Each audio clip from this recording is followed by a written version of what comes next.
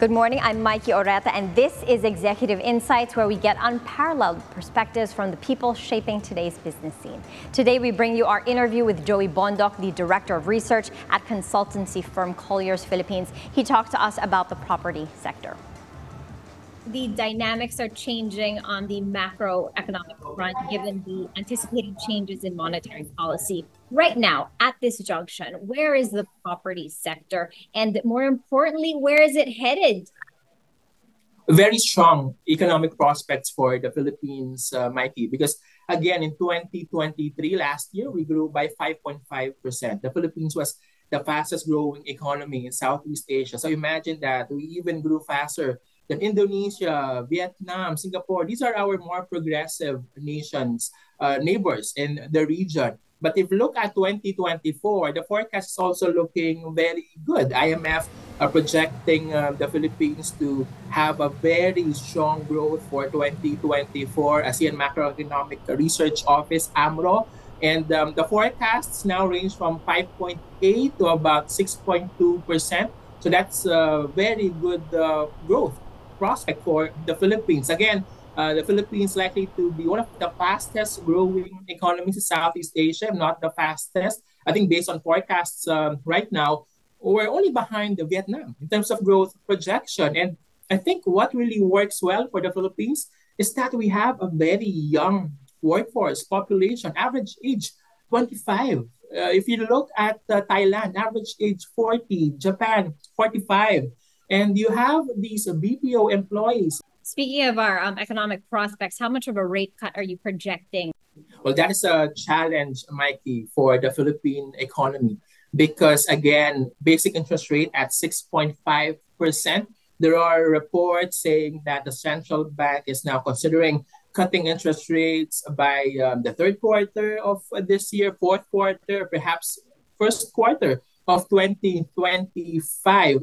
There are reports, analysts saying about 25, 50 basis point decline or cut compared to about 6.5 interest rate right now. Again, this is very important for the property market, Mikey, because elevated interest rates are really a dampener to the Philippine economy and also to the Philippine property market because of elevated interest rates. Mortgage rates are also very high at this point, 8.3%, and that is really resulting in a declining slowdown in the residential demand in Metro Manila and even outside of the capital region. Also, a lot of companies, manufacturers, for example, they will be wary of expanding because of still elevated interest rates. So even if we see interest rates declining, hopefully that will further eventually result in propping up of the economy and, of course, the property sector. That's going to be a nice catalyst for growth because the high interest rate environment has just been keeping investors, especially in this sector, at bay. That's right. That said, where we are now, have we rebounded? I mean, on a whole, have we rebounded from pre-pandemic levels? Well, I would say, Mikey, at this point, it's a mixed bag for the property market. Because if you look at the office market, let me start with the office segment. Vacancy still elevated, about 19%. Note that the Metro Manila office market saw its heyday during 2017, 2019 period, because that was a time when we were recording 900,000, 1 million square meters of transactions across the capital region. And that was partly rates were at single digits at that time. Vacancy was about 5-6%. And right now, we're at about 19%. If you look at Makati, during that period, vacancy of 0.6%. Bay Area, 5%. It was very difficult during that time, Mikey, to occupy office space in Makati CBD. And you have a lot of BPO companies, outsourcing companies, shared service firms, and of course, POGOs that were occupying space during that period. Before 2017 to 2019, we were only recording about 400,000, 500,000 square meters of demand in the capital region. But again, 2017 to 2019, partly influenced by the POGO demand. So you have another demand driver being added to the demand equation, and that has really resulted in greater office take up. But if you look at other That sectors, demand, Mikey, you mentioned Pogos, that demand driver is nearly gone. exactly. There's been an exodus of Pogos in the country. Yeah, well, there was a period, Mikey, when Pogos were occupying what 1.3 million square meters of office space across the capital region. But because of the pandemic, 2020, 2021, they have essentially left the Philippines, and that really left a huge void in the Philippine office market, and especially in Metro Manila. And again, that was a period when we were transacting office spaces at what 1,000, 1,100, 1,300 pesos per square meter. That was a year when our office leasing agents were really making a killing in the office segment. Why? Because, well, they were picking a lot of commission because Pogos would occupy 20,000, 30,000 square meters of office space in a single transaction. So just imagine all these office space deals that we saw during the period here of the POGO sector, the offshore gaming sector from China. But outside of the office sector, Mikey, if you look at a vacancy in the residential sector, it's also about 17%, so still elevated. If you look at Metro Manila, vacancy in the secondary condominium market from 2017 to 2019 was about 11 to 12%. And that started to increase in 2020. Again, I would say that an increase in vacancy was also influenced by the POGO exodus. And again, in the capital region, what we're seeing right now is a tepid, lukewarm pre-selling market, condominium sector. We're only seeing about what 23,000 units, 20,000 units of condominium projects being launched in the capital region. I'll give you a review for 2023. That was a year when only about 25,000 units were launched in the pre-selling condominium sector, Mike, in Metro Manila. 2017 to 2019, we were averaging at about 54,000 units of new condominium unit projects being launched in the capital region. If you look at completion, new condominium units being turned over for 2024, we're projecting 11,300. And that is significant, right? But note that these are the projects that were launched back in 2018, 2019. They're now being completed. Again, they were launched during those years because developers were anticipating this demand from the offshore gaming sector, the POGO sector. But again, because of the pandemic and the POGOs practically essentially leaving the Philippines, that is now leaving a huge void in terms of residential take-up demand in Metro Manila. But I would say that for the pre-selling sector, we are seeing an upside, and that is coming outside of Metro Manila. That's right. There has been, the changing consumer preferences. Before it was for condominiums within the Metro Manila business district, but now we're seeing a rise in, in the take-up and in the development of secondary homes outside Metro Manila. That's correct. Tell you about the changing consumer preferences post-pandemic. We call it the shift to suburbia. So you now have a lot of developers launching horizontal house and lot only projects outside of the capital region. More on this so-called shift to suburbia and more when we return.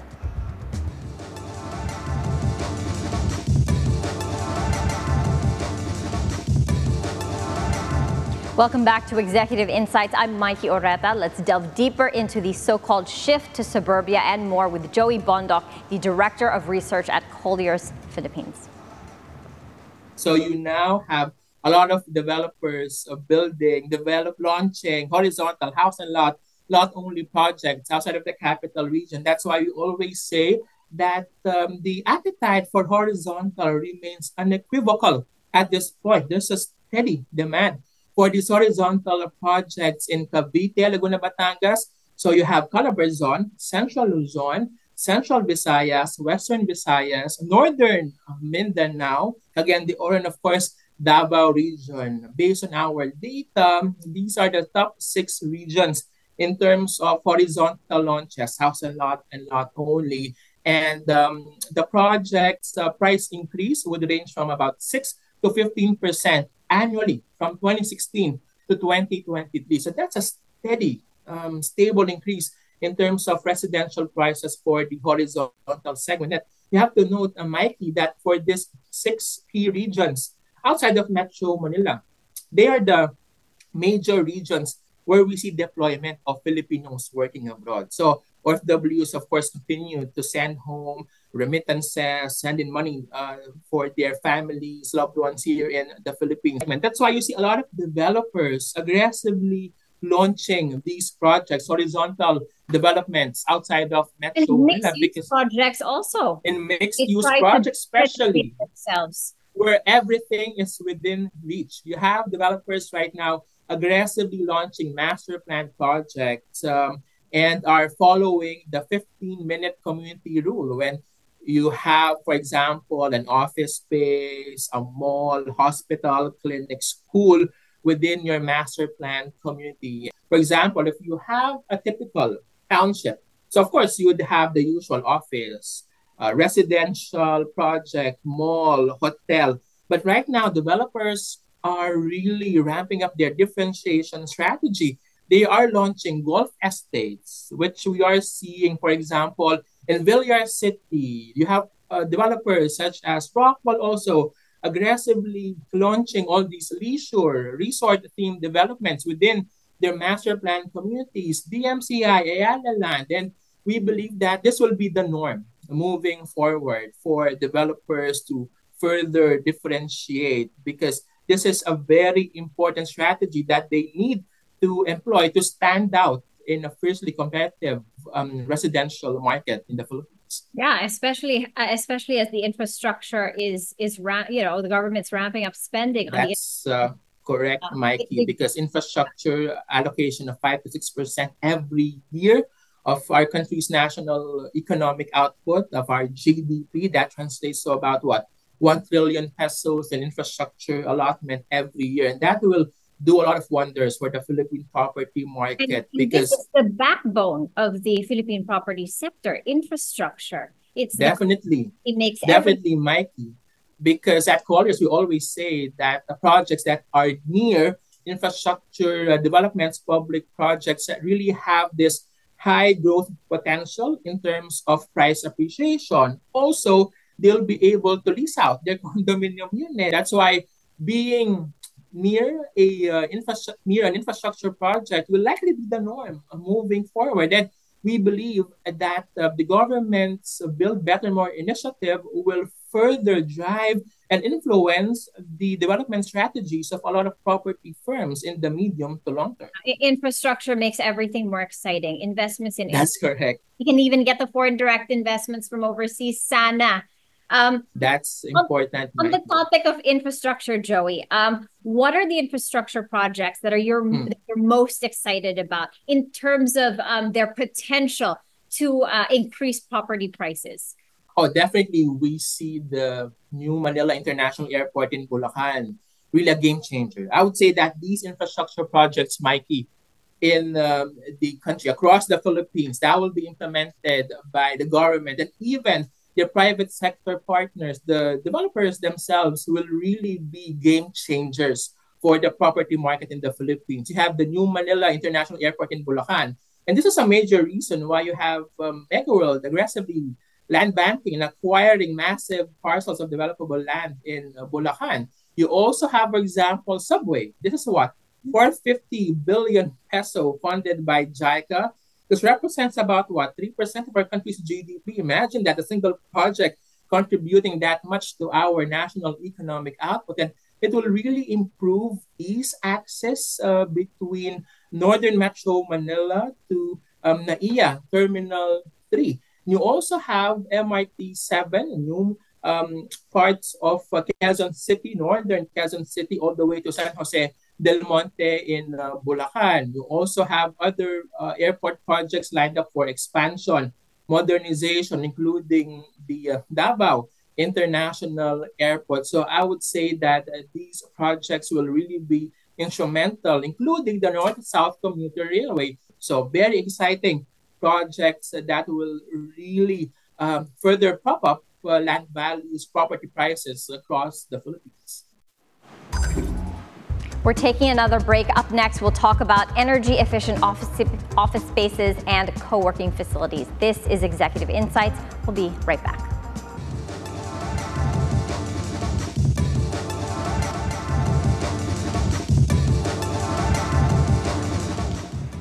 Welcome back to Executive Insights. We now discuss green office spaces and co-working facilities with Joey Bondoc, the head of research at Colliers Philippines.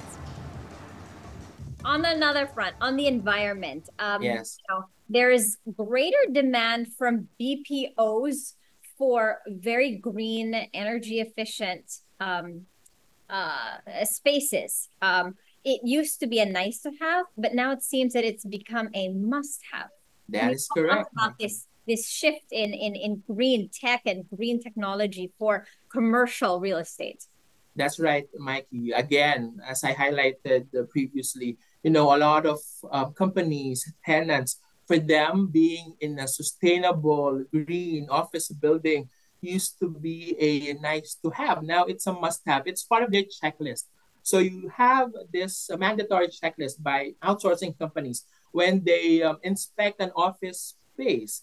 What are the key requirements that they have? And definitely being in a sustainable, green, LEED, well-certified office building is on the top of their totem pole list of priorities, criteria to occupy an office space. And we all see these massive projects, expansive office buildings being completed left and right. And of course, you now have multinational corporations also, because from where they are based or headquartered, you have these economies that are really pushing the green initiative. And of course, if they are subsidiaries here in the Philippines, they will be requiring their Philippine units to also occupy green sustainable office space. So this is definitely the way to go, because at Colliers Philippines, we believe that sustainability is every Filipino's responsibility, and this will be a game changer also for the property market moving forward.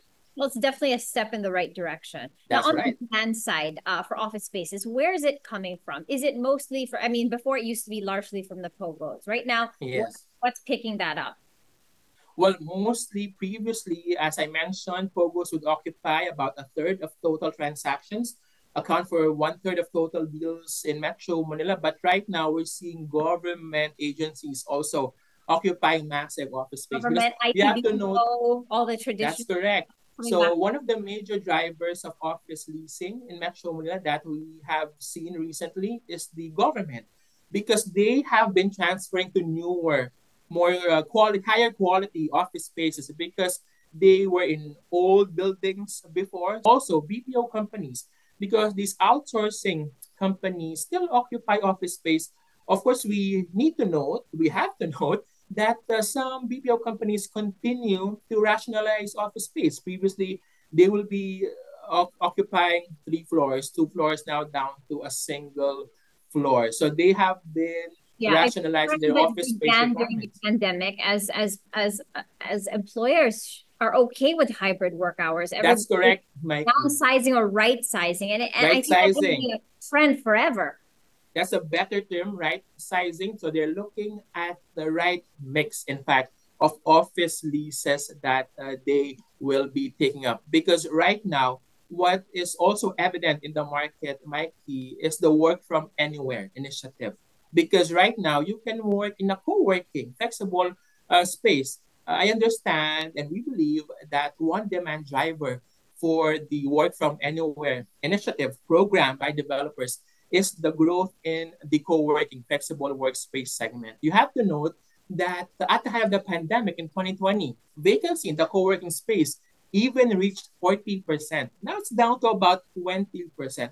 So there is a substantial improvement. So you have companies such as KMC Solutions, Regius, for example, that are aggressively occupying large office space so that they can fit it out and put up co-working facilities. What's interesting is that they are also looking at condominium buildings, for example, where they can lease out one floor and offer co-working spaces. So they are in a midpoint between a residential community and a business district, so that there will be greater ease for the residents to travel. They no longer have to go to the central business district to work. All they have to do is to go to that condominium building near their residential community to work. And you also have developers that are aggressively partnering with co-working space operators. And this is likely to be the trend moving forward. But what's interesting for the co-working space